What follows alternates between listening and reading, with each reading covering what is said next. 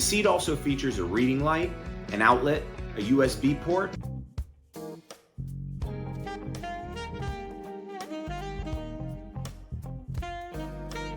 It was kind of lovely to have a somewhat fancy meal while we were chasing the sunset on our way west.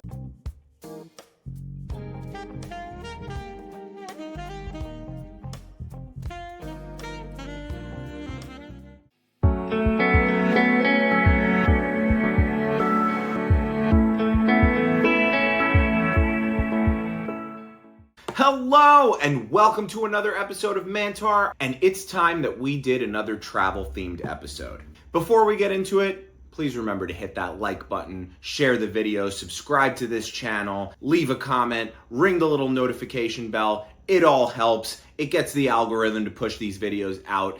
It would be very helpful to me. Thank you so much. So this travel episode is going to be a little bit different. I went to Los Angeles last weekend. Well, when I put this video out, I don't know if it'll still be last weekend, but I went to Los Angeles recently, which is somewhere I had already been. This wasn't a leisure trip. I was doing business out there. And so the video is really not going to be about me in LA because I kind of already did that on a previous video. This video is actually going to be about my experience flying to LA. And why? Because I upgraded my flight out to LA to Delta One. Delta One is their premium product, and it's mostly offered on international flights, but New York to LA is such a long flight that they offer Delta One on that route as well. So for this travel video, we are reviewing Delta One, what I liked, what I didn't like, what I expected out of first class service, what I got, all the things. Stay tuned. We'll even go over cost and whether or not I think it's worth it to pay the cost of these seats and what I paid and all of that fun stuff. So stick around for that at the end of the video. You don't want to miss that information. So without further ado, this is my review of Delta One on the second episode of MANTAR Global on this channel.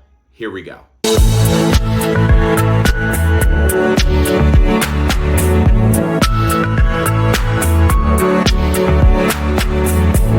So I'm going to take you through the experience from start to finish. So to start off, I did take public transit to JFK. That's because I live rather far from JFK and it's a pretty expensive Uber, so I took public transit. I took the Long Island Railroad from Grand Central Station in Manhattan to Jamaica Station in Queens, which is where you switch to the air train that takes you out to JFK Airport. I take the Long Island Railroad because it is a quicker ride than the subway. The subway has more stops. This was direct from Grand Central to Jamaica without stopping. So the air train station is pretty nice. You see we have these glass outside doors that are on the platform, and the station is pretty clean, which is good because unlike the subway, the air train to JFK costs $8.25. The subway costs $2.90. So it's a pretty big fare hike for the air train, so it's nice that the stations are clean and modern. The air train arrived pretty quickly and we were off to JFK's Terminal 4, which took about 8 minutes. Well, hello and welcome to New York City's John F. Kennedy Airport. I am here around 4:30 p.m. boarding a 6 o'clock flight to LAX, Los Angeles, doing a little fun project there. And we're going to see what this Delta One experience is all about. Come join me. So the first nice thing you notice with Delta One is that regardless of your status with the airline, you do get Sky Priority status on a Delta One ticket. So what does that mean? Well, starting off, that means I went to check my bag in a dedicated area and I did not have to wait on the long lines in the main area of the airport. Then after my bag was checked, I was directed to a special way to get into the security line that bypassed a lot of the passengers waiting. The whole process took about 10 minutes for something that could potentially take half an hour, 45 minutes, depending on how crowded the airport is. So that was the first perk of Delta One, and it is very worth it. Sky Priority is automatic to Delta customers who have gold status and above, so gold, platinum, and diamond statuses. But if you do not have status with Delta or you have silver status, you do not automatically get Sky Priority. So flying in Delta One, and I believe you get it on regular Delta First Class as well, that becomes even more worth it for the special Sky Priority status you get for flying on those tickets. So as I said, I got through security pretty quickly and found my way to my gate in a relatively short amount of time. Now, flying in Delta One also gets you access to Delta Sky Club lounges. That was not a huge benefit to me because I'm an American Express Platinum card holder, which gets me access to Delta Sky Club lounges anyway. However, in the next 2 years, That access with American Express Platinum is changing slightly. And so by 2025, even Platinum card holders will benefit from getting access to Delta Sky Club through Delta One, because beginning in 2025, American Express Platinum card holders will be limited to 10 visits per calendar year. But for now, here in 2023, that was not a huge benefit to me. So I did go and try to check out the Delta Sky Club lounge, and I realized why they're limiting credit card holder visits. Lounge overcrowding at airports is no secret, and boy was this lounge overcrowded. The line was so long, and I knew the inside would be packed like sardines. I actually chose not to go to the Delta Sky Club lounge on this trip. It just didn't make sense, and it felt like more trouble than it was worth. That's why I kind of support this limiting of card holder access, because really, these lounges need to start feeling premium again, and they really aren't feeling premium. They're feeling like very overcrowded slogs and more stress than they're worth. So instead, I made my way back to my gate, and we were boarding soon anyway. So Delta One customers do enjoy priority boarding. We boarded, I believe it was right after the pre-boarding, those needing extra assistance. You know how they're always doing that in airports. So it was pretty nice to get myself on the plane quickly and situated in my seat. This particular flight from New York to LA was on a Boeing 767. And the way it's configured is if you're flying alone, you want the seats on the aisles because they are window and aisle access. It's just one seat. There's no partner seat right next to you. So you got a window and you have straight access to the aisle. If you're flying with one other person, you might consider the middle section because the middle section has the two seats together. They're all very spacious though, and you're gonna get the same seat experience no matter where you sit. So upon arrival to my seat, 9D, which as I said was window and aisle access, I saw that it came ready with a pillow and a blanket, a menu for the food, premium headphones, a pair of slippers, and an amenity kit. And of course, a nice bottle of water. The seat also features a reading light, an outlet, a USB port, and your standard TV screen.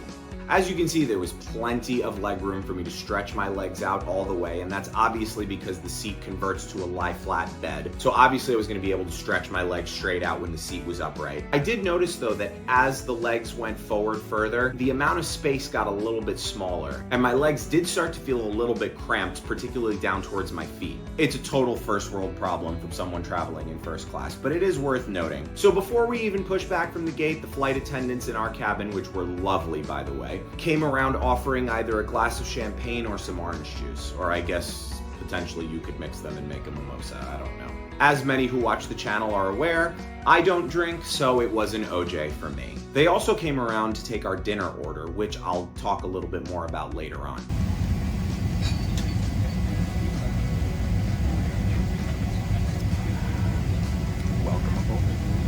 One thing I did notice was before takeoff, everything has to be stowed, right? That's standard airline.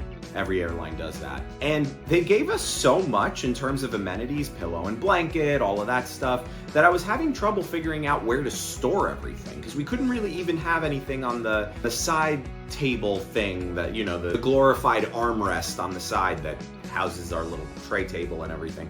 We couldn't even have much sitting on that, so I kind of improvised, and so it almost made the first class seat as for takeoff and landing when we had to store things. It did make it actually feel a little bit more cramped than I would think a first class seat would feel. And we were lucky on this flight. We actually pushed back from the gate early. That has nothing to do with Delta One or not, of course, but I just felt like I was having a premium experience and that added to it. And just like that, we were down the runway and up into the air with a beautiful evening scene of New York City outside my window and a feeling that I was gonna have a premium travel experience for the next 6 or so hours. So about 15 minutes into the flight, we were allowed to recline our seats, so I started playing around with the seat recliner.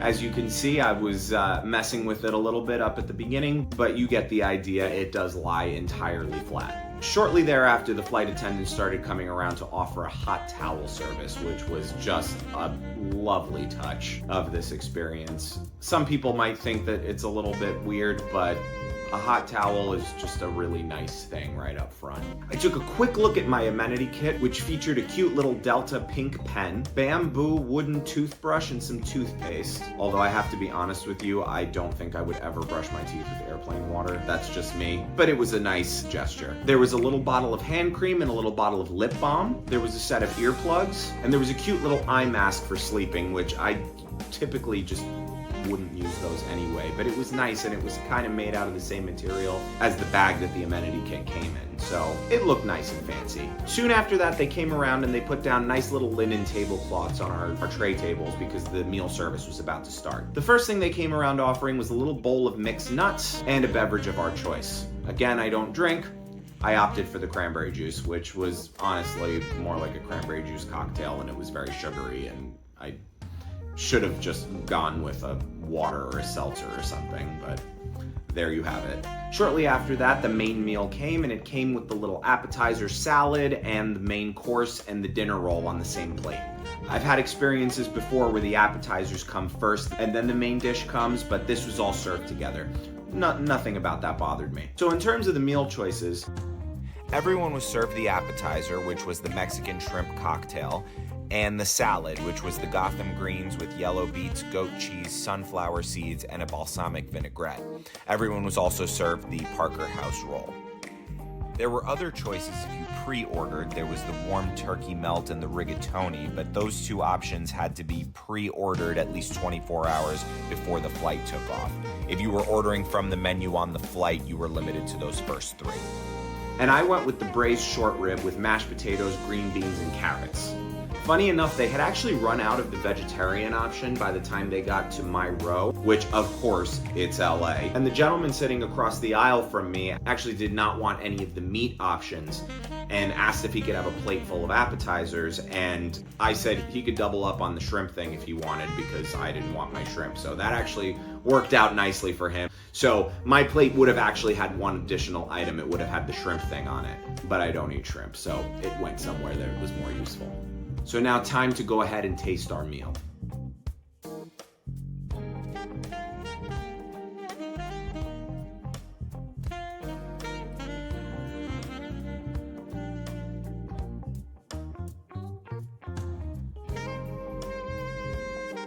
As you can see, I thought it was very good.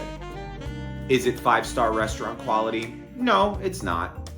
But it's decent for airline food. It's very, very decent for airline food. In fact, I would go as far as to say that it was a good meal regardless of whether or not it was on an airline. It was kind of lovely to have a somewhat fancy meal while we were chasing the sunset on our way west to LA at 35,000 feet. There was something really nice about that. And then they brought around dessert, which was one of two choices. I opted for the spiced sweet potato cake with marshmallow frosting and a walnut crumble. But there was also an option for a fruit and cheese plate if you prefer that. The dessert was definitely scrumptious, and I was very delighted and had a full belly. So with dinner and dessert out of the way, they shut down the cabin lights and I went to sleep. One of the reasons I upgraded to Delta One for my flight out to LA is because I had to be up for work at 6 o'clock in the morning that day. You might even notice in some of the footage that I look a little tired. So I was very, very grateful to pull out my pillow and blanket, recline the seat all the way down to the bed, and go to sleep. And I slept for the next good 2 hours of the flight. I awoke feeling somewhat rested. Definitely needed to still really go to bed that night, but I felt a little bit rested, and I thought it was time to check out the bathroom. And not that I'm ever really excited about bathrooms when I'm traveling, but I've never flown in Delta One before, and I didn't know if they had a special kind of premium bathroom. I regret to inform you it was a standard airline bathroom, so nothing really special about that. I did wear my slippers, though, to the bathroom, so that made it feel a little more fancy. Right before landing, we were offered a warm chocolate chip cookie, and at that point, between the sugary cranberry juice cocktail and the delicious dessert, I was feeling a little sugared out, but by the time they came around and offered me a chocolate chip cookie, I was like, yeah, sure, fine. And then pretty soon after that, we were told to put our seats up and get ready for landing as we descended towards Los Angeles. I will say that the flight felt shorter than a 6-hour flight because of the time I was able to sleep while I was up there. That is a really, really nice touch, especially for an evening flight when it's dark outside, to just have the lights off and really stretch out like you're in a bed. That really felt like it cut the time of the flight short. Now let's talk costs for a minute. So one way from New York City to LAX at cost is about $1,600 one way and about $3,000 round trip. Now I had already gotten my economy seats, but the upgrade that I was being offered at cash value was $1,180. Now for this particular trip, I did everything on miles. So the total cost in miles for me for the economy round trip was 55,000 miles, and then I went ahead and upgraded using additional miles. I only upgraded the segment out to LA. I flew economy back home. But the upgrade for the one way to LA in miles was 109,000 miles. Now, as I said, the cash value of the upgrade was $1,180 as opposed to 109,000 miles. So you're getting a little bit more than 1 cent per mile on that value, which is really good. 1 cent per mile is considered decent from what I've seen, and anything above 1 cent per mile is an even better deal. Now, when we're talking about paying cash for these seats, the honest answer is I probably wouldn't. Yes, I enjoyed the experience. The seat was very nice. It was nice to be able to lay down. The meal was good, but it wasn't worth $1,500. I would have paid anywhere from $850 to $1,000 for it. I think it's worth that, but I don't think it's worth $1,500. I think that's pushing your luck a little bit. Now that said, the Delta One cabin was full. But again, I don't know how many of these seats are upgrades, how many people have status. They get automatically upgraded into the Delta One seats based on their status with the airline. There's all kinds of factors that can go into filling a premium cabin. And just like that, we were descending into LAX Airport and taxiing over to our gate, and welcome to Los Angeles. And that's a wrap, folks. Welcome to Los Angeles LAX Airport. I'm exhausted. I'm going to go to bed. Hope you enjoyed the video, guys. Peace out. And that's all she wrote, folks. Again, like I said, I'm not going to take you through my trip to LA. It was mostly for business anyway. This was really about the flight, but I'll tag on some pictures and some videos because I did take a few pictures. So stay tuned at the end of the video and I'll throw some pictures there. But until we meet again, everyone out there in YouTube land, I hope you have a wonderful afternoon, evening, night, morning, whatever time of day you're watching this. I love you all very much, and I will see you soon. Bye-bye.